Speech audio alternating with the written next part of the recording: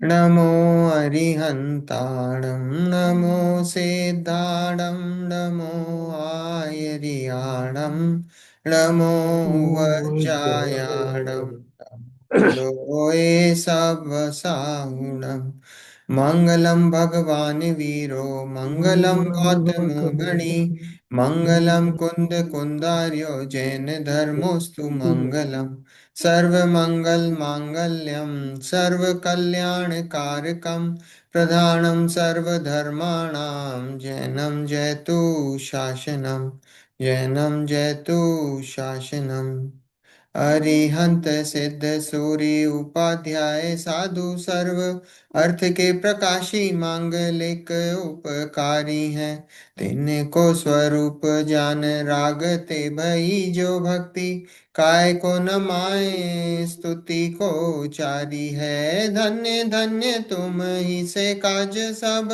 आज भय कर जोर बारंबार वंदना हमारी है। मंगल कल्याण सुख ऐसो हम चाहते हैं। ओ मेरी ऐसी दशा जैसी तुम धारी है। ओ मेरी ऐसी दशा जैसी तुम धारी है। मंगल में मंगल करन बीत राग विज्ञान नमो ताहि जाते भय अरहंतादि महान करि मंगल करियो महा ग्रंथ करन को काज जाते जाते मिले मिले समाज समाज। सब पावे निज पद राम। मोक्ष मार्ग प्रकाशक ग्रंथ अध्याय 8 उपदेश का स्वरूप उसकी चर्चा ने चालू करी। पेज नंबर ये कौन सा है? पेज 290 हाँ, 270। 270 पेज नंबर 270 पृष्ठ क्रमांक 270। और उसमें चरणान योग का प्रयोजन उपदेश के स्वरूप की चर्चा है। ठीक है, अब इसका देखो इसी 77 होगा। 8वें अध्याय के हमने देखा हमने था पढ़ा नहीं ना कल। कि 70। 8वें अध्याय में इसमें मंगलाचरण नहीं है। हम्म। है ना? 8वें अध्याय में मंगलाचरण नहीं है। और मंगलाचरण क्यों नहीं है? क्योंकि ऐसा है कि पंडित जी हो सकता है या तो बाद में लिखने वाले हों, और या ऐसा हो सकता है कि उन्होंने इस अध्याय को कहीं और फिट करने वाले हों। ऐसा भी हो सकता है। और हो सकता है कि 7वें अध्याय के कंटिन्यूएशन में भी चलने वाला हो। अब अपने को वो नहीं पता पंडित जी का क्या मंतव्य था इस 8वें अध्याय को लेकर। पर तो अब ये है आपने जो कि वो शुरू करा था रत्न कांड शावकाचार उस वो पूरा हो गया। नहीं, वो अपन ने उसमें से दो दो देखे थे। 43 43 है 44 43 44 नंबर दो छंद देखे थे अपन ने, उसमें से दो गाथाएं ओके। उसकी। ओके। तो वो देखी थी। आवाज चरणान युग का है, अपन होगा तो चरणान युग का भी उसमें से पढ़ेंगे। ओके। ओके। तो पहले अभी अपन मोक्षमार्ग प्रकाशक में देखते हैं चरणान युग का जो प्रयोजन है। या थैंक तो यू। चरणान युग द्रव्यान युग आज करके फिर उसके बाद अगली बार रत्नकरण शावकाचार में से देख लेंगे। ओके। तो इसमें तो दो अन, सौ इकहत्तर ठीक है यार। 72 पे तो ये है अनु। नहीं नहीं, सही है। कहाँ सही है? 270 पे है। 270 पेज है ना? ये चलो, तो है ना? ये है ना। या ओके। तो अभी इसमें उपदेश का स्वरूप है। जो जिनवाणी है, जो भगवान की वाणी है, वो भगवान की वाणी वही उपदेश है। और वो उपदेश जो है वो 4 भागों में उसका डिवीजन हुआ है। हम्म। तो 4 भागों में जो डिवीजन हुआ है वो कौन कौन से हैं? प्रथमान युग, करणान युग, चरणान युग और द्रव्यान युग। ऐसे 4 भागों में उसका हम्म। डिवीजन हुआ ये क्या हो गया आज? है ना? और ये इन चार। 4 भागों में डिवीजन है। तो अनुयोग का मतलब क्या है? अनुयोग क्या बोला था अपन ने? वो नए तैरने की पद्धति। धर्म के सब नहीं। जिनवाणी के ये कथन की, पद जिनवाणी की जो कथन है वो ऐसे 4 अनुयोगों में विभक्त है। 4 अनुयोगों में डिवाइडेड है ना? वो जिनवाणी की जो कथन करने की पद्धति है वो 4 भागों में है। और वही द्वादशांग है। द्वादशांग भी क्या है? उसमें वही यही 4 अनुयोग हैं। हम्म। ठीक है। तो अपन ने दो अनुयोग तो देख लिए, कौन कौन से, प्रथमानुयोग और कर्णानुयोग। हम्म। तो आज चरणानुयोग की बात अपन स्टार्ट करेंगे, है ना। चरणानुयोग, चरणानुयोग मतलब, चरणान मतलब आचरण, चरणान मतलब आचरण, आचरण से, जो आचरण में कहने की पद्धति है, आचरण के कहने की पद्धति है, वो चरणानुयोग है। अब देखो चरणानुयोग का प्रयोजन, अपन ने दो तो देख ली, दोनों अभी आगे, प्रथमानुयोग और कर्णानुयोग। अब चरणानुयोग का प्रयोजन आज देखते हैं। अब चरणानुयोग का प्रयोजन कहते हैं, चरणानुयोग में नाना प्रकार धर्म के साधन निरूपित करके जीवों को धर्म में लगाते हैं। देखो ये चरणानुयोग किसको है, ये चरणानुयोग उनको है जिनको, देखो अलग अलग प्रकार की रुचि वाले जीवों को ही अलग अलग तरीके से धर्म में लगाने का है। देखो किसी को किस्से कहानी पढ़ने का शौक है, तो उसको बोलेंगे भैया आप वर्तमान योग पढ़ो। किसी का दिमाग थोड़ा तेज है ना, जैसे गणित में इसमें थोड़ा तेज है, उसको तो लॉजिक चाहिए, उसको नंबर चाहिए, उसको ये चाहिए, तो उसको बोलेंगे भैया तू कर्णन योग में लग जा, है ना। किसी को क्या है, क्रियाकांडी होते हैं, किसी को तो ऐसा, भैया हमको तो ये बताओ क्या करना है, धर्म में लगना मतलब आप तो ये बताओ करना क्या है हम, तो उसको बोले भैया तू एक काम कर, तू ये चरणान्योग की क्रियाओं में लग जा, और फिर धीरे से फिर उसको चरणान्योग की क्रिया से फिर उसको धर्म में लगाएंगे। और द्रव्यानुयोग, द्रव्यानुयोग तो है ही सबका सार, वो तो ये है कि द्रव्यानुयोग किसको डायरेक्ट, कि भैया जिसको पता है कि इसको अध्यात्म में रुचि है, कि इसको अध्यात्म में रुचि है, इसको धर्म समझने की रुचि है, तो उसको तो सीधे जरा आवाज तेज द्रव्यानुयोग में करना। लगा देंगे, ऐसा है। तो सभी के अपने अपने अलग अलग प्रयोजन है, पर अल्टीमेट गोल क्या है, कि वो वीतरागता उसको समझाना, वीतरागता के बारे में उस मार्ग में लगाना, सबका प्रयोजन एक ही है। धर्म क्या है, धर्म वीतरागता है, धर्म और क्या है, उसके अलावा क्या है, तो उस वीतरागता के मार्ग में उसको लगाना, वो उस सबका, इन सबका प्रयोजन है। तो अलग अलग माध्यमों से अलग अलग निमित्त बनते हैं और अलग अलग तरीके से लगाते हैं, जैसी जीव की जैसी होनहार हो, है ना। जैसे मुनिराज होते हैं, वो मुनिराज भी कैसे होते हैं, कि वो देख समझ जाते हैं कि इसकी बुद्धि किधर है, तो वो मुनिराज उपदेश भी उसको वैसा देंगे कि जिससे कि कम से कम उस मार्ग में लगे, वो घुसे तो सही, एंट्रेंस तो हो उसकी। अभी किसी को मान लो कोई क्रियाकांडी हो, और उसको बोल दें कि भैया ये छोड़ तू, इसमें कुछ नहीं है, तू जाके ये द्रव्यानुग पढ़, तो क्या होगा, तो वैसे ही वो डिस्करेज हो जाएगा, बोले ये क्या है, क्या बता रहे हैं, मुझे समझ में तो आया नहीं है, और ये जो मैं कर रहा हूँ तो सब इसका कोई कुछ होना जाना नहीं है, फल नहीं लगना है, तो वो भी छोड़ देगा वो। तो जिसको जहां जिसको देखते हैं उसकी रुचि गेज करते हैं, और फिर उसको उसी मार्ग में लगा के फिर आगे फिर जाके तो सब वही मिलना है, रास्ते हम्म। अलग अलग हैं, पर जो डेस्टिनेशन है वो तो एक ही है। तो वही वीतरागता में लेके जाना है, उसको उसी मार्ग में लगाना है। देखो यहाँ चरणान योग में नाना प्रकार धर्म के साधन निरूपित करके जीवों को धर्म में लगाते हैं। नाना प्रकार के साधन मतलब व्रत हुए, संयम हुए, ये सारी चीजें हैं, पूजा हुई, भक्ति हुई, इन सारी चीजों में लगाएंगे वो आपको, तप है, इन इन चीजों में लगाएंगे आपको, कि भाई इन इन इन धर्म के साधन निरूपित करके धर्म में लगाते हैं। जो जीव हित अहित को नहीं जानते, हिंसादिक पाप कार्यों में तत्पर हो रहते हैं, उन्हें जिस प्रकार पाप कार्यों को छोड़कर धर्म कार्यों में लगें, उस प्रकार उपदेश दिया है ना। क्या बोला, कि जो जीव हिंसादि पाप कार्यों में तत्पर रहते हैं, तो उनको क्या करेंगे भैया, पहले हिंसा छुड़वाएंगे, उनसे पहले हिंसा छुड़वाएंगे, कि भैया ये इन चीजों में हिंसा है, ये जो तुम काम कर रहे हो, है ना, इन चीजों में हिंसा है। पहले तो, अब तो ठीक है, अभी तो सब जैनों को भी बताना पड़ता है सारी चीजें, अब तो ऐसी हालत हो गई है कि हम्म। नॉनवेज तक चल रहा है। हाँ, अंडा तो अब ऐसा हो गया, बहुत सारे जैन बहुत, मतलब बहुत हालत खराब, बहुत ही ज्यादा हालत खराब है, बहुत ज्यादा। भैया अंडे में तो वेजिटेरियन गिनने लग गए। हाँ बहुत बहुत ज्यादा हालत खराब है, इतनी ज्यादा है कि क्या बताएं, है ना। मतलब जैनों के उसमें जाओ और वो अज्यूम करते हैं कि अरे आप केक नहीं खा रहे हो।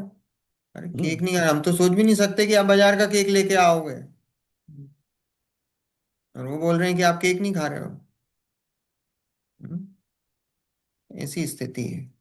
एनीवेज, तो यहाँ बोला कि हिंसादि पाप कार्यों में तत्पर हो रहते हैं, उन्हें जिस प्रकार पाप कार्यों को छोड़कर धर्म कार्यों में लगे, उस प्रकार उपदेश दिया है कि भैया किसी भी प्रकार से वो पाप कार्य छूटे उनके, है ना। वो पाप कार्य छूटकर धर्म कार्यों में लगे तो उनको क्या बोले, भैया मंदिर आओ, सुबह पूजा प्रक्षाल करो, बिना मंदिर के दर्शन के खाना मत खाओ, रात्रि भोजन का त्याग करो, कंदमूल का त्याग करो, वो सारी चीजों का त्याग करवाएंगे। आपसे बोलेंगे भैया जब अष्टमी चतुर्दशी हो तो एकासन उपवास करो।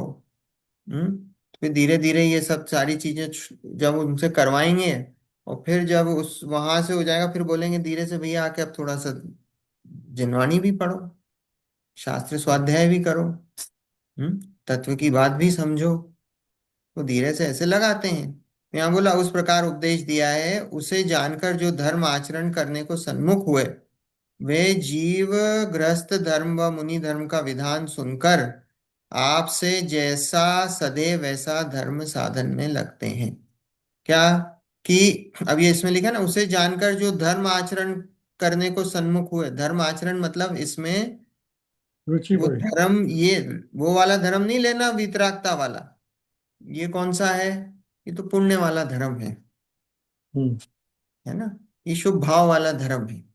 ये जो शुभ भाव वाला धर्म है, उसकी बात, उसे जानकर जो धर्म आचरण करने को सन्मुख हुए, वे जीव गृहस्थ धर्म व मुनि धर्म का विधान सुनकर, अब क्या है, वो सुनते हैं कि मुनि का आचरण कैसे होता है, वास्तव में श्रावक का आचरण कैसा होता है, तो वो सारी बातें सुनते हैं। तो फिर क्या होता है, तो उनको भी वैसा लगता है कि मैं भी इनके जैसा कुछ आचरण करूं। हम्म होता है ना, हम साधर्मी को जब देखते हैं, और हम किसी साधर्मी को देखते हैं तो हमको ऐसा लगता है कि देखो ये साधर्मी है, ये कितने इसके परिणाम इतनी मंद कषाय वाले हैं, ये इतनी इतनी चीजों का इसने त्याग कर रखा है, ये बहुत सोच समझ के जो है, जो भी अपना जीवन यापन करता है बहुत सोच समझ के, तो हमको भी इन्फ्लुएंस होते हैं, ऐसा नहीं है। एक दूसरे को देखकर इन्फ्लुएंस होते हैं कि भैया हमें भी उनके जैसा कर, हम क्यों नहीं कर सकते हैं। लगता है कि नहीं, कई बार हमको देख के कई बार होता है ऐसा, कि हम किसी को देखते हैं, किसी को हमको देखा कि भैया देखो इनके पास इतना सब कुछ है फिर भी परिग्रह कितना सीमित है। ऐसा नहीं कि वो अफोर्ड नहीं कर सकते, पर वो परिग्रह उनको उतना ही सीमित है। तो हमको देख के ऐसा लगता ना कई बार कि देखो इतने पढ़े लिखे, सब कुछ है करने को, सब कुछ कर सकते हैं, सब कुछ है, फिर भी उनकी नीड्स ही नहीं है उतनी, तो हम क्यों नहीं रह सकते उनके जैसे, है ना। तो ऐसे यहाँ पे बोला कि गृहस्थ धर्म व मुनि धर्म का विधान सुनकर, कि वास्तव में गृहस्थ धर्म में कैसा होता है, मुनि धर्म में कैसा होता है। अभी गृहस्थ धर्म कैसा, रत्नकरण श्रावकाचार है, तो रत्नकरण श्रावकाचार में क्या है, श्रावकों का कैसा आचरण होता है, क्योंकि वो क्या है, चरणान्यु प्रधान ग्रंथ है। तो श्रावकों का कैसा आचरण होता है, वो उसकी में पूरी चर्चा है। मुनिराजों का आचरण कैसा है, वही अष्टपाउण है, मूलाचार है, ये ग्रंथ पढ़ो तो उसमें मुनिराजों का है। तो वो देखता है, मुनिराजों को देखता है, श्रावकों को देखता है, तो उनसे इन्फ्लुएंस होता है। तो लिखा है कि मुनि धर्म का विधान सुनकर, अभी तो सुनकर ही बात है, पढ़ा नहीं है उसने, सुनकर आपसे जैसा निरस्त हो सदे गया है। वैसा धर्म साधन में लगते हैं, है ना। जितना वो कर सकता है उतना उसको धर्म साधन में वो लगता है। ऐसे साधन से कषाय मंद होती है, और उसके फल में इतना तो होता है कि कुगति में दुख नहीं पाते, किंतु सुगति में सुख प्राप्त करते हैं। तथा ऐसे साधन से जिन मत का निमित्त बना रहता है, वहां तत्व ज्ञान की प्राप्ति होना हो तो हो जाती है। क्या बोला, अब ये ऐसा जो आचरण करता है, तो ऐसा आचरण करने वाले का कषाय कैसी होती है? मंद कषाय होती है, तीव्र कषाय तो नहीं होती। मंद कषाय होती, जो मंदिर जाएगा, पूजा करेगा, भक्ति करेगा, है ना, जो व्रत तप संयम आदि से रहेगा, तो वो कैसा है? कषाय उसकी मंद ही रहेगी। तो यहाँ लिखा कि ऐसे साधन से कषाय मंद होती है, और उसके फल में इतना तो होता है कि कुगति में दुख नहीं पाते, नरक गति त्रियंज गति में नहीं जाता है, नहीं जाता है। किंतु सुगति में सुख प्राप्त करते हैं, देवगति में, मनुष्य गति में। इसलिए लेकर कुगति में दुख नहीं पाते, कोई दुख नहीं पाते। हाँ, और कुगति में भी गए तो वहां पे कभी ऐसा हो गया कि कुगति में भी गए तो वहां ऐसे गए कि वहां पे दुख नहीं हुए, संयोग ऐसे मिले कि वहां पे भी दुख नहीं मिले, पर ये है कि कुगति में दुख नहीं जाते, वो कुगति में जाते ही नहीं है। ऐसा ऐसा कहने का मतलब तो वही है कि अगर कुगति में चले भी गए, मान लो गति बंद गई पहले, तो गति बंद भी गई, उस केस में भी ऐसा होगा कि वो जो अनुभाग होगा ना, जो जो दुख का, वो अनुभाग भी कम हो जाएगा। मान लो कोई ऐसा केस बन भी गया, भी त्रियंज गति बंद गई, तो त्रियंज गति में भी बंद गई, तो ऐसा केस होगा कि भाई वो अनुभाग कम हो जाएगा, जो दुख का अनुभाग है। मान लो भोग भूमि में जन्म ले लिया, त्रियंच गति में भी बंधी, तो फिर क्या हुआ? बोले भोग भूमि में चले गए, भोग भूमि में जन्म हो गया, ऐसा है ना। तो कि कुगति में दुख नहीं पाते किंतु सुगति में सुख प्राप्त करते हैं। इधर तो पंडित जी का कहना है वो कुगति में जाते ही नहीं है, हम्म। त्रियंच गति में और नरक गति में नहीं जाएंगे। जो सुगति है वो मनुष्य गति और देव गति में सुख पाते हैं, सुख प्राप्त करते हैं। तथा ऐसे साधन से जिनमत का निमित्त बना रहता है। तो सुगति में गए तो क्या हुआ? भाई उनको वापस जैन कुल मिला, तो वो निमित्त बना रहता है, और वहां तत्व ज्ञान की प्राप्ति होना हो तो हो जाती है। और वहां भी कोई गारंटी नहीं है, गए हैं अभी देवगति में गए तो जरूरी है कि सम्यक दर्शन हो जाएगा, कोई गारंटी थोड़ी है। देवगति हम कितनी बार गए हैं? अनंत बार। नरक से ज्यादा देव में गए हैं, नरक से ज्यादा देवगति में समय व्यतीत करा है। इन कल्याण हुआ क्या? नहीं हुआ। तो यहाँ लिखा है कि वहां भी तत्व ज्ञान की प्राप्ति होना हो तो हो जाती, वो भी होनहार हो फिर तो हो जाती, नहीं तो नहीं होती है, ऐसा है। तथा जो जीव तत्वज्ञानी होकर चरणान योग का अभ्यास करते हैं, उन्हें ये सर्व आचरण अपने वीतराग भाव के अनुसार भाषित होते हैं। देखो ये बहुत जोरदार, कि अब ये उनकी बात है कि जो तत्वज्ञानी हो गए हैं, तत्वज्ञानी हो गए मतलब सम्यक दृष्टि हो गए हैं, जिनको तत्व समझ में आ गया है, तो बोले वो तत्वज्ञानी होकर चरणान योग का अभ्यास करते हैं, उन्हें ये सर्व आचरण अपने वीतराग भाव के अनुसार भाषित होते हैं। इसका अर्थ क्या समझे आप? कि वीतराग भाव के अनुसार मतलब जितना जितना राग बचा है, वो उतने उतने राग के अंश में ये जो चरणान योग का अभ्यास होता है, ये जो चरणान योग की क्रियाएं होती हैं, वो वैसी क्रियाएं उनकी होती हैं। जैसे कि अभी मुनियों को देखें, तो मुनियों की स्वंजलन कषाय है, तो एक कषाय जितनी अभी जो अशुद्धि है, उस अशुद्धि के कारण वो चरणान योग में जैसा आचरण होता है वो वैसा होता है। देखो यहाँ क्या लिखा है? सर्व आचरण अपने वीतराग भाव के अनुसार भाषित होते हैं। सर्व आचरण, अब जितना भी जो भाई आचरण है, वो जितना जितना वीतराग भाव है उसके अनुसार, मतलब अब जितना जितना राग बचा हुआ है उसके हिसाब से उतना वैसा वैसा आचरण होता है। छठे गुण स्थान में कैसा आचरण होगा? मुनियों के जैसा आचरण होगा।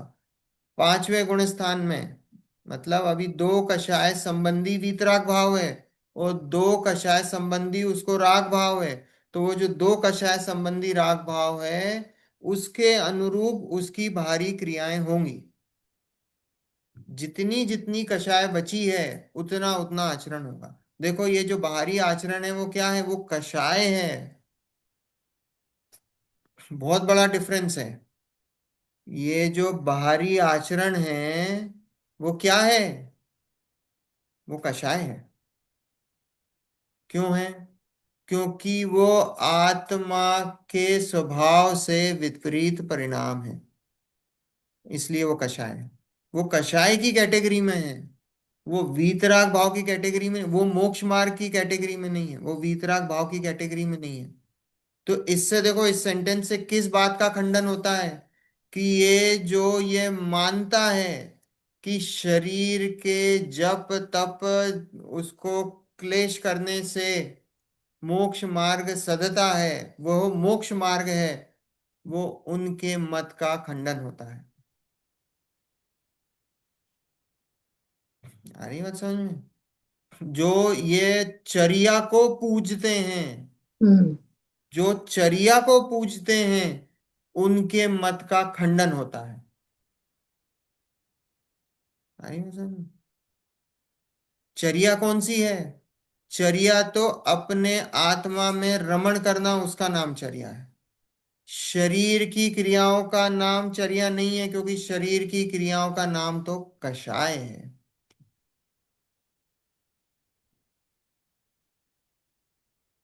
आ रही बात समझ में? देखो ये लोग बहुत सारे लोग क्या बोलते हैं कि तत्वार सूत्र में आया है कि जो बंध और आश्रव के जो हेतु हैं वो क्या है, मिथ्यात, अविरति, प्रमाद, कषाय और योग। ये 5 कारण बताए हैं।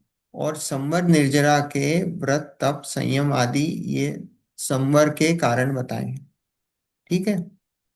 तो वो क्या है, वो क्या करते हैं इसको, वो बोलते हैं कि जब संवर के कारण व्रत तप संयम आदि बताए हैं, तो वो क्या बोलते हैं कि ये जो व्रत तप संयम है ना, ये जो शरीर की क्रियाएं हैं, वो शरीर की क्रियाओं को लेकर वो बोलते हैं कि ये संवर और निर्जरा के कारण है।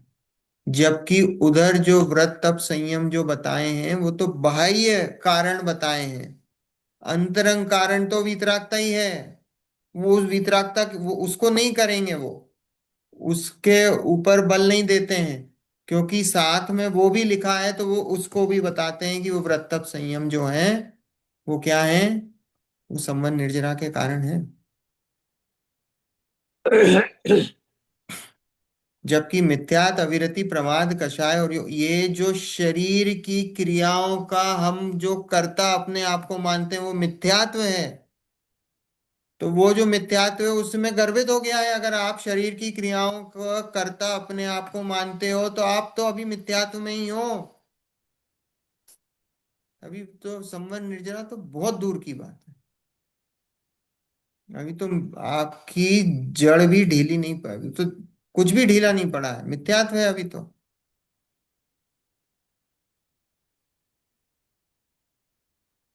बहुत लोग ऐसा मानते हैं। तो यहाँ ये इसलिए सेंटेंस का बहुत बहुत इंपॉर्टेंस है। उसको आप समझो कि जो जीव तत्व ज्ञानी होकर चरणान योग का अभ्यास करते हैं, उन्हें ये सर्व आचरण अपने वीतराग भाव के अनुसार भाषित होते हैं। फिर एक देश व सर्वदेश वीतरागता होने पर ऐसी श्रावक दशा मुनि दशा होती है, क्योंकि इनके निमित्त नैमित्तिक पना पाया जाता है। अब एक देश हुआ और सर्वदेश वीतरागता होने पर श्रावक दशा और मुनि दशा। श्रावक दशा कौन सी, कि भाई जो पांचवा। 5वें गुणस्थानवर्ती जो श्रावक हैं, क्योंकि अभी व्रत चरणान योग का है ना टॉपिक। हम्म। चौथे गुणस्थान वाला नहीं, क्योंकि वो तो अविरति है। ये हम्म। 5वें गुणस्थान वाले की बात है। तो एक देश व सर्वदेश वितरागता होने पर ऐसी श्रावक दशा मुनि दशा होती है, क्योंकि इनके निमित्त नैमित्तिक पना पाया जाता है। मतलब कि जब एक देश वितरागता होती है, दो कषाय चौकड़ी का अभाव हुआ, तो क्या होता है, तो उसकी वैसी श्रावक दशा। अब इसमें चौथा गुण स्थान भी ले लेना, एक देश में चौथा गुण स्थान भी गर्भित ही है वैसे। एक देश में तो क्योंकि एक देश पना शुरू हो गया ना उसका। चौथे गुण स्थान पांचवे तो श्रावक दशा है। तो श्रावक दशा में वो उसके फिर वैसे जैसे अन्याय अनीति अभक्ष का त्याग होता है, हम्म, सम्यक दृष्टि को, अविरत सम्यक दृष्टि को, पांचवें गुण स्थान में आएंगे तो पांचवें गुण स्थान में क्या होगा कि भाई प्रतिमाओं का धारण होगा, वैसी उसकी दशा बनेगी। और फिर सर्वदेश वीतरागता होने फिर वो मुनि दशा होगी, वो वैसा होगा, है ना, महाव्रत आदि का पालन करेगा, वो ऐसी उसकी अवस्था बनेगी। तो यहाँ बोला है कि इस वितरागता होने पर श्रावक दशा मुनि दशा होती है, उनका निमित्त नैमित्तिक पना पाया जाता है। मतलब अंदर से कषाय गई तो बाहर उसका रिफ्लेक्शन आए बिना रहता नहीं है। आप ये तीन चौकड़ी कषाय का अभाव हो और आपके कपड़े नहीं उतरे, ऐसा होता ही नहीं है। हम्म, ऐसा तीन काल में संभव नहीं है कि अगर आपकी तीन कषाय चौकड़ी का अभाव हो गया हो और आप कपड़े पहने हो, वस्त्र धारण करे हुए, ऐसा होता ही नहीं है। वो वस्त्र अपने आप उतरते ही हैं, उतरते ही हैं। ऐसे ही निमित्त नैमित्तिक पना है वो, कि इधर वस्त्र उतरेंगे उसके बाद ही फिर वो तीन चौकड़ी कषाय का अभाव होगा। ऐसा है, निमित्त नैमित्तिक पना है ऐसा उनका। दो चौकड़ी कषाय का अभाव हुआ तो प्रतिमाएं लेने का परिणाम आता ही है। ऐसा होता ही है कि प्रतिमाएं लेने का परिणाम आता ही है। ऐसा है ना। देखो मुनियों की सारी वृत्ति, जो सम्यक दृष्टियों की सारी वृत्ति सहज होती है, सारा काम सहजता का है। 28 मूल गुण कहाँ से आए? जब हमने मुनियों को देखा तो मुनियों का जो आचरण दिखाई दे रहा था, तो हमने उस आचरण को 28 मूल गुणों में कैप्चर कर दिया। हम्म, मुनिराज 28 मूल गुणों का पालन नहीं करते। मुनिराज की सहज वृत्ति ही ऐसी होती है कि उसमें 28 मूल गुण झलकते हैं।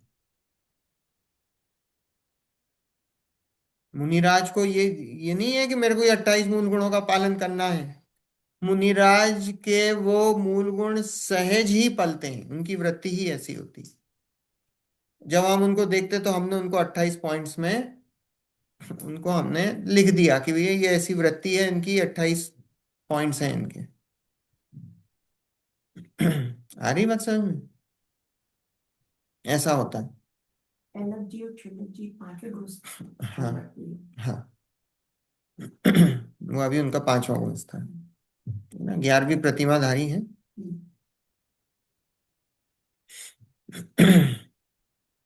ऐसा। तो यहाँ बोला निमित्त नैमित्तिक पना पाया जाता है, ऐसा जानकर श्रावक मुनि धर्म के विशेष पहचान कर जैसा अपना वीतराग भाव हुआ, सो वैसा अपने योग्य धर्म को साधते हैं।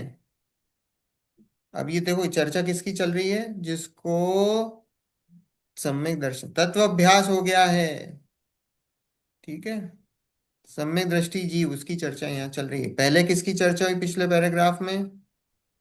कि ये जिसको हम लगा रहे हैं अभी मार्ग में, शरणानुयोग में, अभी पहले देखो उन्होंने ऐसे ही पूरा कंस्ट्रक्ट ऐसे ही करा है, सारे अनुयोग हैं, उनका प्रयोजन कैसे है। पहले तो पहला पैराग्राफ उनके लिए लिखा है कि जो उनको धर्म मार्ग में लेके आ रहे हैं अभी, तो उन लोगों के लिए है कि जिनकी रुचि नहीं है, तो भैया उनको अगर हम करणानुयोग चरणानुयोग के थ्रू अगर हम लेके आएंगे, तो चरणानुयोग के थ्रू हम कैसे लेके आएंगे कि भैया उनकी रुचि अगर पहले से हमने देखी कि उनकी क्रियाओं में रुचि थी, तो हम उनको उसी तरफ उनको लेके आएंगे कि भैया आप ये जो पाप के साधन है उनको छोड़ें, और ये जो धर्म के साधन है, जो पुण्य के साधन है, उन पुण्य के साधन को अंगीकार करें। और पुण्य के साधन को अंगीकार करेंगे तो मान लो अगर इस भाव में अगर नहीं बनता है काम, धर्म में नहीं लग पाते हैं, सम्यक दर्शन नहीं हो पाता है, तो कम से कम इतना तो है कि वो अगले भाव में सुगति में जाएंगे। और सुगति में गए तो कोई गारंटी नहीं है कि वहां पे भी सम्यक दर्शन हो जाए। अगर होनहार होगी तो हो जाएगा, लेकिन इतना तो है कि सुगति में गए तो वापस जिन धर्म मिलेगा चांसेस बढ़ जाएंगे। अभी हम लोग क्या हैं अभी अगर मान लो इस भाव में नहीं हुआ सम्यक दर्शन, नहीं हुआ मान लो, नहीं हुआ तो फिर क्या है कि भाई कम से कम इतना तो है चांस कि हम सुगति में गए, और सुगति में गए तो हो सकता है कि उस गति में हो जाए, होनहार अच्छी हो। यहाँ से देवगति में गए, या यहाँ से विदेश क्षेत्र में चले गए, या ऐसी जगह चले गए जहाँ हमको भगवान की वाणी सुनने का, या हम ऐसे कोई गुरु का हमको जो है साथ मिल गया कि जो हमको वास्तव में सच्चा मोक्ष मार्ग बताए, तो हो सकता है कि हमारी होनहार अच्छी हो और हमें सम्यक दर्शन हो जाए। ऐसा है। तो इसलिए हम, वही है ना कि हम, ये नहीं तो कम से कम इतना तो हो। हम्म, इस बात का अपना चलता है प्रयास। सम्यक दर्शन नहीं हो तो क्या है, अभी तो यही है ना लोगों का। मुझे नहीं पता लोग कितना प्रयास करते हैं सम्यक दर्शन, सम्यक दर्शन नहीं है तो कम से कम इतना तो दिमाग में रहता है, यहाँ आते हैं कि चलो भाई अच्छी बात है, सुन रहे हैं। पुण्य कर्मों का बंधन संचय हो रहा है, आगे जाके सुगति मिलेगी, इतना रहता है। देखो, वहां जितने अंश में वीतरागता होती है उसे कार्यकारी जानते हैं, जितने अंश में राग रहता है उसे हे जानते हैं, संपूर्ण वीतरागता को परम धर्म मानते हैं। देखो कितना बिल्कुल क्लियर है कि जितने अंश में वीतरागता होती है उसे कार्यकारी मानते हैं, वो वास्तव में धर्म है। ये जो जितने अंश में राग रहता है, मतलब ये 28 मूल गुणों का पालन करना, या जो राग की वृत्ति है, शरीर के प्रति राग की वृत्ति है, प्रतिमाएं धारण करते हैं, वो उनके प्रति राग की वृत्ति है, तो वो सब क्या है? वो तो संसार मार्ग है, वो धर्म नहीं है ना। बहुत बहुत बड़ा डिफरेंस है, बहुत बड़ा डिफरेंस है। और ये नहीं, यहाँ पे भी बताया निमित्त नैमित्तिक पना है, मतलब वो होते जरूर है। ऐसा नहीं होता है कि आप अगर तीन कषाय चौकड़ी का अभाव हो तो आपको मुनि धर्म पालने का राग ना आए, ऐसा भी नहीं होता है। वो राग भी वैसे परिणाम उस जाति के परिणाम होते ही हैं, होते ही हैं। पर वो मोक्ष मार्ग नहीं है, मोक्ष मार्ग नहीं है। अगर हम विचार भी करें, अगर वो मोक्ष मार्ग हो तो भी भरत चक्रवर्ती हैं, तो मुनि दीक्षा ली और अंतर मुहूर्त में केवल ज्ञान हो गया। हम्म, अब आप बताओ उनने कौन से 28 मूल गुणों का पालन करा? ठीक है, वो मुनि बने, है ना, पर ऐसा अंतर मुहूर्त में ऐसा क्या हो गया, उन्होंने कौन से ऐसे हमको दिख गए? हम्म, कि भी भूशय्यासन है, भूमि पर सोए हो, अदंत धोवन है, कौन से ऐसे हैं, अस्नान है, खड़े खड़े आहार लेते हैं, है ना, स्थिति भोजन, एक जगह खड़े खड़े आहार लेते हैं, ऐसा क्या, उनने तो आहार भी नहीं हुए होंगे। हम्म, तो यहाँ कुछ मुनि नहीं। दीक्षा लेते से ही हो गया हम्म, अंतर मुहूर्त में केवल ज्ञान। और अगर यही धर्म हो तो फिर तो आगे सिद्धों को भी यही पालना पड़ेगा, 28 मूल गुण, क्योंकि ये तो धर्म है। धर्म थोड़ी छोड़ता है, छूटना थोड़ी है धर्म। विचार करो आप, ऐसा है। ये बात है कि ये होता है, ये नहीं कह रहे कि नहीं होता है, होता जरूर है। पर कैसा है कि वो राग है, वो कषाय है, वो आत्मा का परिणाम नहीं है, वो आत्मा के स्वभाव के अनुरूप परिणाम नहीं है। विभाव है, होता है। यही लिखा आखिरी सेंटेंस, बहुत बहुत जोर है इस पे, जोर, कि जितने अंश में राग रहता है उसे हेय जानते हैं, संपूर्ण वीतरागता को परम धर्म मानते हैं। पूरा जीवन गुरुदेव का इसी पे जोर दिया उन्होंने, पूरे जीवन भर, पूरे जीवन भर। क्यों? क्योंकि उन्होंने ये सब भ्रांतियां देखी अपने समय में, कि उस राग भाव में लोग धर्म मानते हैं। बहुत लोग बहुत लोग बॉस्टन में स्वाध्याय होता था, और अभी भी किसी को गलत नहीं है, श्वेतांबर लोगों में तो ऐसे ही है। वो तो ये मानते ही हैं। वो तो व्रत, संयम, तप आदि को निर्जरा का हेतु मानते हैं। और वो तो दिगंबरों में भी बहुत लोग हैं। बहुत लोग, बहुतायत में यही हैं। वो उसको संवर निर्जरा का कारण मानते हैं। शरीर की क्रिया से ही धर्म मान रहे हैं ना सारा, चक्कर हाँ, ही क्योंकि बेसिक। उनको करने की रुचि है। ये बहुत चरणान युग में क्या है कि वो जो जीव है उसको करने की रुचि है। मुझे आप बता दो, जब तक उससे करवाओ नहीं तो उसको क्या लगता है कि मैंने तो कुछ करा ही, धर्म हुआ ही नहीं। हम्म, हाँ, कर्तत्व बुद्धि है उसकी, तो करने की रुचि है, तो उसको उसी में ही ऐसा है। पर देखो, उससे भी जोड़ा जाता है, ऐसा नहीं, उसको लगाते हैं धर्म में, पर अल्टीमेटली वो उसको वहां से लगा के वीतरागता में लेके जाना है। उसी में नहीं अटकना है। लोग उसी में ही अटक के रह जाते हैं। वो तो एक एंट्रेंस है, जिसको उसमें रुचि हो कि भैया लेके आ गए, अब बोलो। उसको खूब रुचि है कि भाई पूजा भक्ति में उसको खूब रुचि है। अब पूजा भक्ति आदि में रुचि है तो उसको मना नहीं करेंगे कि भैया तू पूजा भक्ति बंद कर दे। आ तू, और है ना। गुरुदेव से ऐसा प्रश्न पूछा कि साहब आप यहाँ पे तो ये सब ऐसी बातें करते हो, तो बोले कि आपके यहाँ कोई, आप तीर्थ वगैरह जाते हो, आप कोई पूजा भक्ति आदि करते हो? तो उन्होंने बोला हम तो सारे तीर्थ गए हैं। आप यहाँ की पूजा देखोगे तो आप, ऐसी कहीं पूजा होती नहीं है जैसी यहाँ पे पूजा होती भगवान की। मतलब यहाँ पे। सोनगढ़ में हम्म। ऐसी भ्रांति थी कि भैया यहाँ तो जो है भी, जो निश्चय निश्चय की बात करते हैं, है ना, और व्यवहार करते नहीं है। ऐसी भ्रांतियां फैला रखी थी लोगों ने। ऐसा थोड़ी है। बोले आप कभी यहाँ पे ऐसी तो बात करते ही नहीं हो लोगों से कि आलू छोड़ दो, प्याज छोड़ दो, रात्रि भोजन। तो बोले जो ये रात्रि भोजन आलू प्याज करते हैं वो तो बोले यहाँ टिकेगा ही नहीं, वो तो यहाँ आने का ही पात्र नहीं है।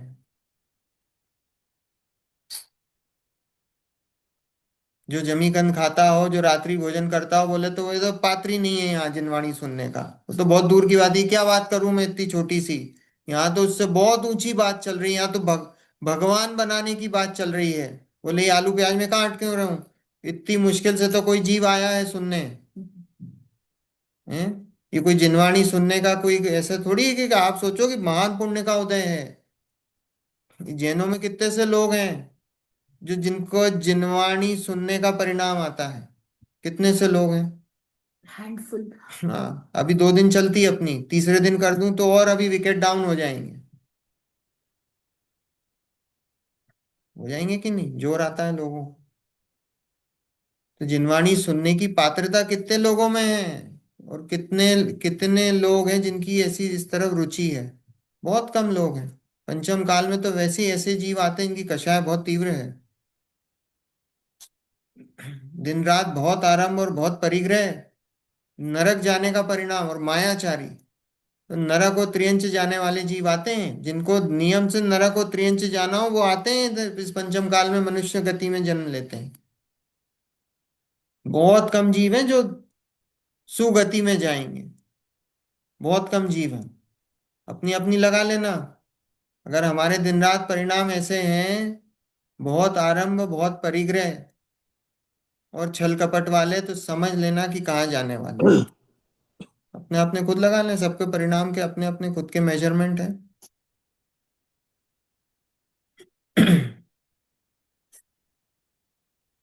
देखो, ऐसा चरणान योग का प्रयोजन है।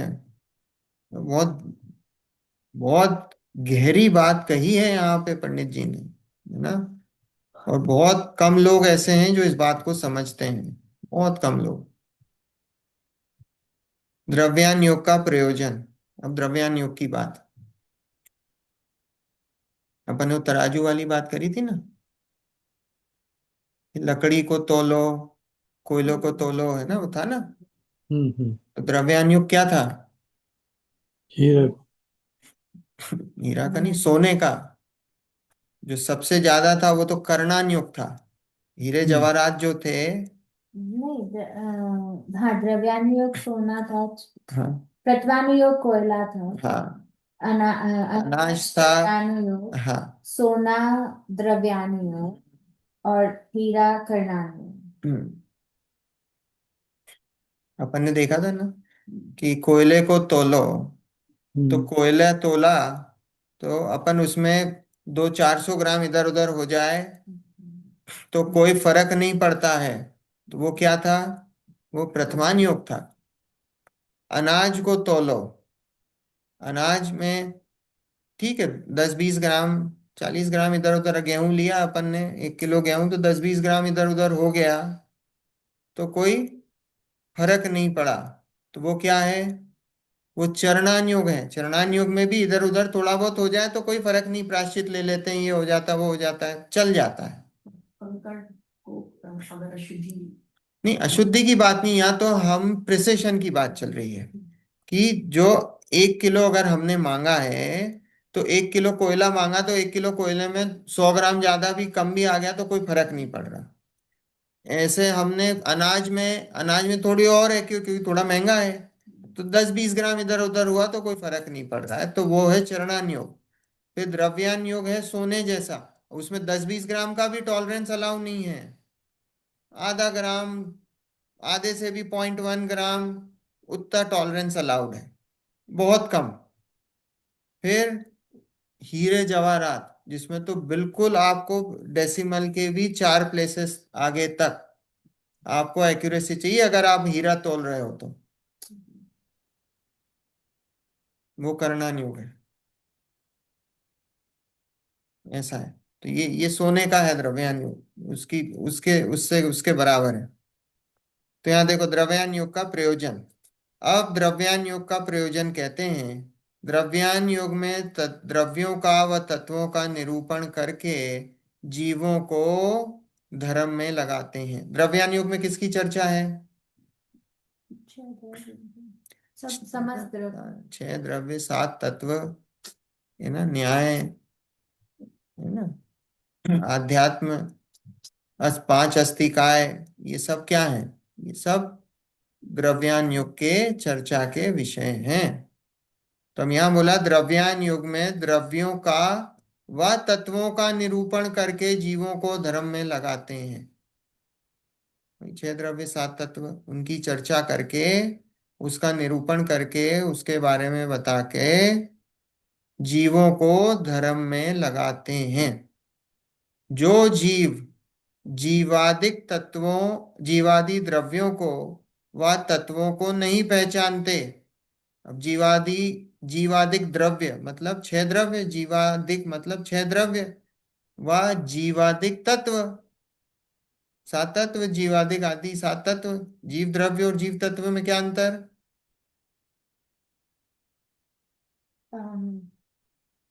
जीव द्रव्य दूसरों का, तत्व अपना खुद का जीव। जीव द्रव्य मतलब सामान, जो जितने भी जीव हैं, जितने भी जीव राशि जीव राशि। वो जीव द्रव्य में आ गए, हम्म, सामान्य। और जीव तत्व मतलब विशेष, मेरे जीव की बात चल रही हो, जब मेरे जीव द्रव्य की बात चल रही हो तो वो जीव तत्व है ना। सामान्य जीव द्रव्य कितने हुए? 7 अनंत। जीव तत्व एक। हाँ, 7 अपनी खुद की बात चल रही है। ठीक है। तो यहाँ है कि जो जीव जीवादिक द्रव्यों को व तत्वों को नहीं पहचानते, जो जीव, है ना, जो 6 द्रव्यों को 7 तत्वों को नहीं पहचानते, है ना। द्रव्य की डेफिनेशन क्या है? गुणों के समूह को द्रव्य कहते बालबोध की डेफिनेशन है। ठीक है, जो गुणों के समूह को द्रव्य कहते हैं। और तत्व तत्व की है हाँ, अ, हाँ, वस्तु का जो वस्तु भाव, वस्तु का स्वरूप, हाँ। वस्तु का भाव, हाँ, वो तत्व। हम्म, अभी तो बेसिक, बेसिक थोड़ी भूलना है।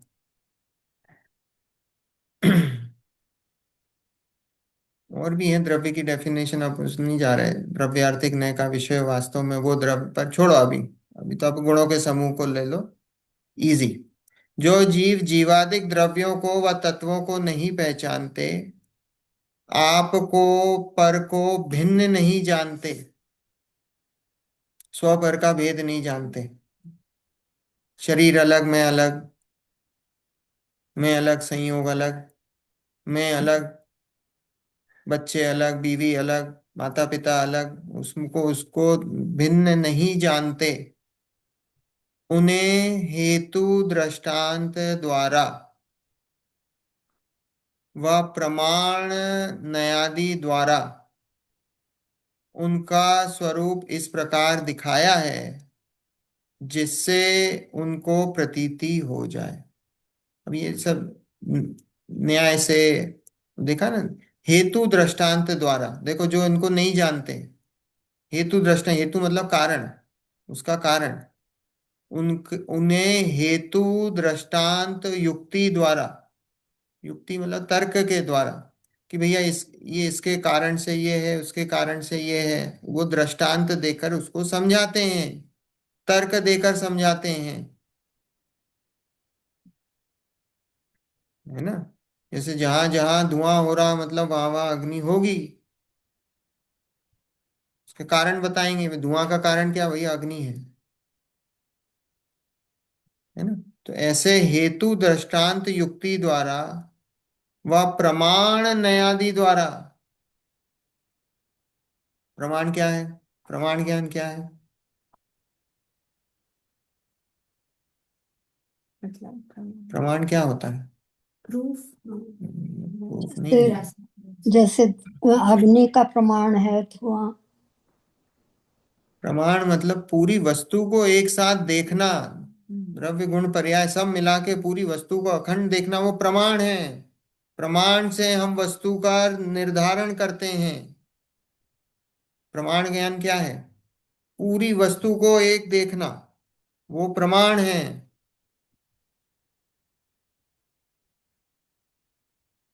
और नए, ज्ञान के अंश भी नहीं है। हाँ एक एक उसको मुख्य करके हाँ, एंगल से, किसी अपेक्षा से देखना, है ना, ज्ञान के अंश को, है ना।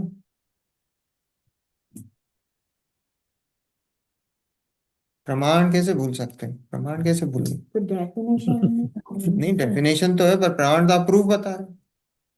तो आप तो शब्द शब्द पे चले, शब्द पे, उस पे थोड़ी। प्रमाण यहाँ क्या है?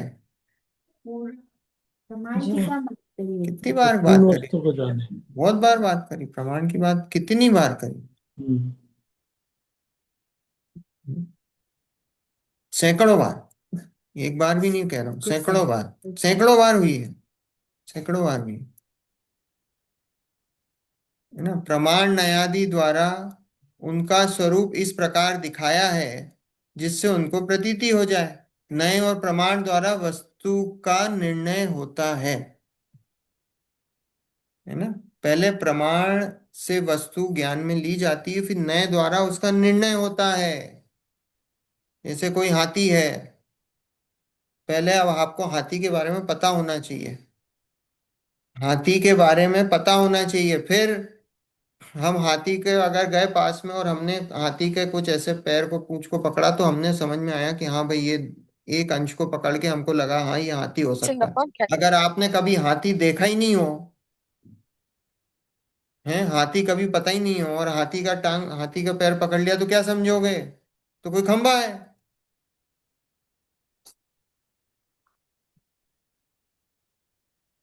तो प्रमाण से पहले वस्तु पहले ज्ञान में ली जाती है। हम क्यों पढ़ते हैं, द्रव्य गुण पर्याय क्यों पढ़ते हैं? पूरी वस्तु का ज्ञान करने लेते हैं, फिर किसी एक अंश को मुख्य करके हम वस्तु को पकड़ते हैं। वो नए के द्वारा फिर वस्तु को पकड़ते हैं।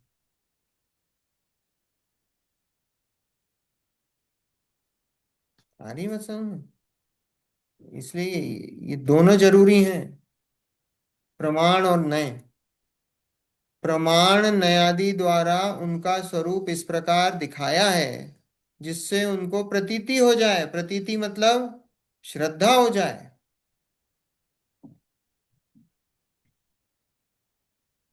उसके अभ्यास से अज्ञान आदि अज्ञानता दूर होती, अनादि। अनादि सॉरी अनादि अज्ञानता, उसके अभ्यास से अनादि अज्ञानता दूर होती है। हम्म? किसके अभ्यास से? इसे सब बताया ना, ये हेतु दृष्टांत प्रमाण नयादि से। इससे वस्तु स्वरूप का निर्धारण करके क्या होता है? अनादि की अज्ञानता है जो जो मिथ्यात्व चला आ रहा है वस्तु के प्रति, जो हमारा अज्ञान भाव है वस्तु स्वरूप के प्रति, वो वस्तु स्वरूप के प्रति जो अज्ञान भाव है वो दूर होता है, जो अनादिकाल से चला आ रहा है। अन्य मत कल्पित तत्वादिक झूठ भाषित हो, तब जिन मत की प्रतीति हो और उनके भाव को पहचानने का अभ्यास रखे, तो शीघ्र ही तत्व ज्ञान की प्राप्ति हो जाए। अभी ये देखो, अन्य मत कल्पित तत्वादिक झूठ भाषित हो। अभी अन्य मत कल्पित कहाँ कौन किस गति में होते हैं? ये सिर्फ मनुष्य गति में ही होते हैं। देव गति में कोई अन्य मत नहीं है, त्रिंच गति में तो है ही नहीं, और नरक गति में भी नहीं है। वहां पे नरकों में कोई रिलीजन नहीं है। वहां पे कोई ऐसा नहीं है कि ये कोई हिंदू है, कोई मुस्लिम है, क्रिश्चियन है, वहां नहीं है। देवगति में भी कोई व्यवस्था नहीं है ऐसी कि भैया कोई हिंदू मुसलमान है। त्रिंच में भी नहीं है, हमको देखते ही है साक्षात।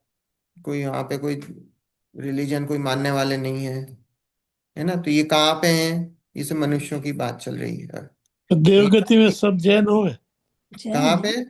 देवगति में हाँ, देवगति में सब। और क्या, वो तो देवगति तो सामने साक्षात उठ के समो शरण में चले जाते हैं जब उनकी मर्जी हो। हम्म, वहां फिर वो थोड़ी ऐसे अलग मानने वाले हैं। हम्म, देवगति में कहाँ है? किनको माने? झूठे तो एग्जिस्ट ही नहीं करते ना। झूठ हम्म, की कोई सत्ता थोड़ी है। किसको माने? झूठ की वहां कोई सत्ता थोड़ी है कि आज कहीं बोले वो शंकर जी हैं, वो कैलाश पे हैं। अब कहाँ जाए? कैलाश में है ही नहीं कोई। तो कपोल कल्पित है। हम्म, किसको ढूंढने जाए? है ही नहीं, एग्जिस्ट ही नहीं करते, तो उनका एग्जिस्टेंस ही नहीं है, है ना? तो देवगति में वहां वहां पे ग्रहित मिथ्यात्व नहीं है। ये ग्रहित मिथ्यात्व की व्यवस्था कहाँ है? मनुष्य ये मनुष्य गति में है ग्रहित मिथ्यात्व की व्यवस्था। त्रियंच गति में भी नहीं है। भले ही यहाँ पे आप गणेश जी को पूज रहे हो, वो हाथी को पूज रहे हो, वो हाथी को पूज रहे हो, तो वो हाथी थोड़ी ग्रहित मिथ्यात्वी है। हाथी नहीं है ग्रहित मिथ्यात्वी। पूछने हाथी वाला। ग्रहित मिथ्यात्व नहीं है। अग्रहित चल रहा है, ग्रहित नहीं है। हमारे साथ डबल प्रॉब्लम है। हमको पहले ग्रहित छोड़ना है, फिर अग्रहित छूटेगा। हमको दोनों पे वार है। हमारा पहले ग्रहित पे वार होना चाहिए, क्योंकि जब तक ग्रहित ही नहीं छूटेगा, अग्रहित कैसे छूटेगा?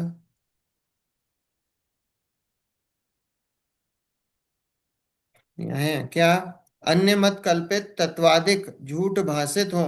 ये पांचवा अध्याय अपना पूरा चला है इस पे हम्म, खूब विस्तार से। अन्य मत पे, अन्य मत कल्पित तत्वादिक झूठ भाषित हो, तब जिन मत की प्रतीति हो। बोले अगर जिसको, अगर मान लो दूसरे मतों में इंटरेस्ट है, तो जब तक वो झूठ भाषित नहीं हो, है ना? लिखा है कि कल्पित, ये लिखा है कल्पित। कल्पित मतलब हम्म, कल्पना वाले हैं ये, इनका कोई एग्जिस्टेंस नहीं है। अन्य मत के कोई एग्जिस्टेंस नहीं है। तो अन्य मत कल्पित तत्वादिक झूठ भाषित हो, जब तक उसको वो झूठ भाषित नहीं हो तब तक जिनमत की तब उस जब वो झूठ भाषित होंगे तब उसको जिनमत की प्रतीति होगी। आप ये सोचो कि कोई जिनमत को भी माने और दूसरे को भी माने और उसको ये मान लो कि उसको प्रतीति हो जाएगी जिनमत की, तो वो नहीं होगी। क्योंकि वो तो दूसरों को भी मान रहा है, सभी धर्म मान रहा है, उसको कैसे होगी? उसको तो अभी सच्चे देवशास गुरु का ही अता पता नहीं है कि वो सच्चे देवशास गुरु हैं कौन। ओह ओह। तो बहुत दिल्ली दूर है।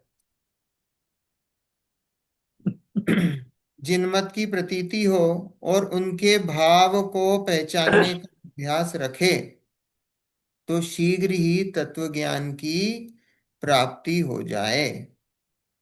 किसके भाव को?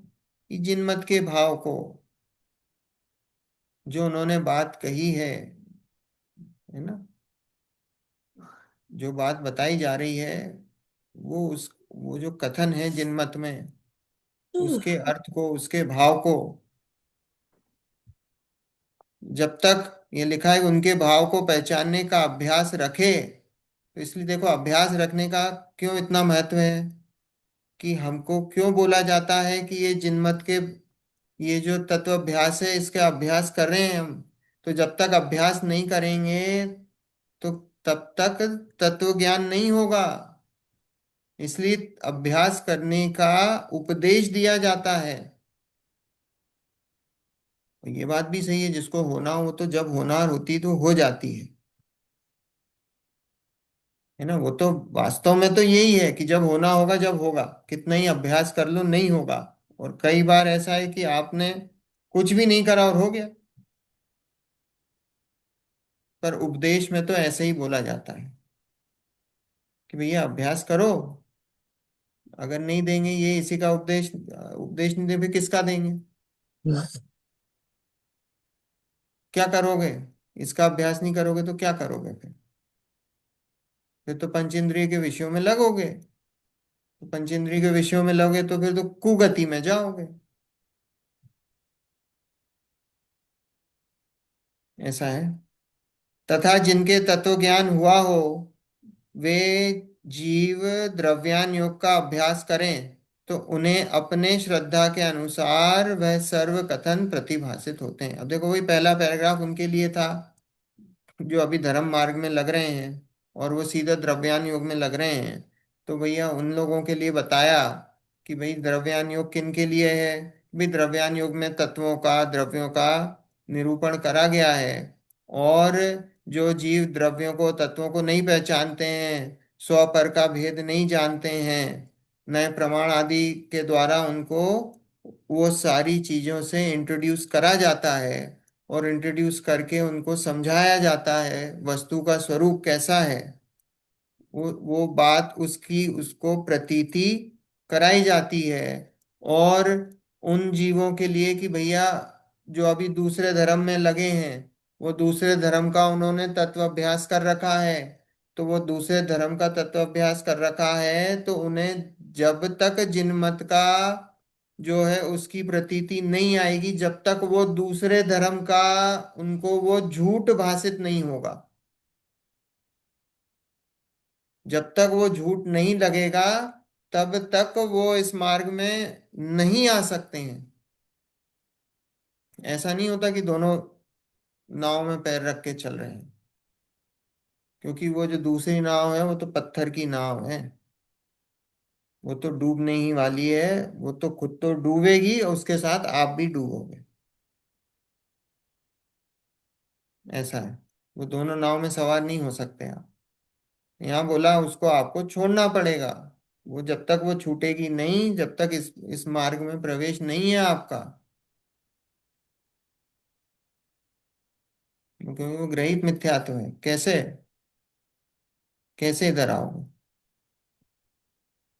है ना। समय हो गया है, मार्क कर लो ये दूसरे पैराग्राफ। या तो अपन द्रव्यान योग का फिर से प्रयोजन ले लेंगे नेक्स्ट वीक। और ओके। वो भी लेना है, रत्नकरण श्रावकाचार्य से अपने को दोनों लेना है। मेरे को याद दिला दें, अपन वो भी ओके। रत्नकरण श्रावकाचार्य से अपन दोनों चरणान योग और द्रव्यान योग, उसके बारे में जो रत्नकरण श्रावकाचार्य का दूसरा अधिकार है उसमें से नहीं। चलो, जिनवाणी स्तुति। निज निधि निज में बताई, यह अनंत उपकार है, उसके लिए जिन वाणी माँ को वंदना शतवार है, वंदना शतवार है, वंदना शतवार है। नौ बार का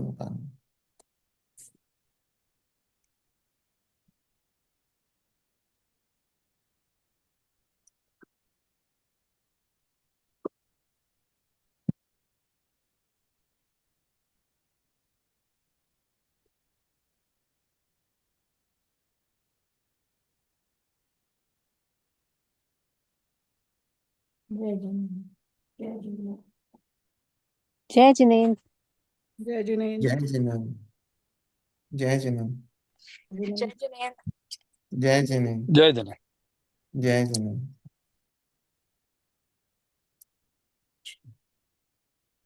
समय जय जिनेन्द्र। जय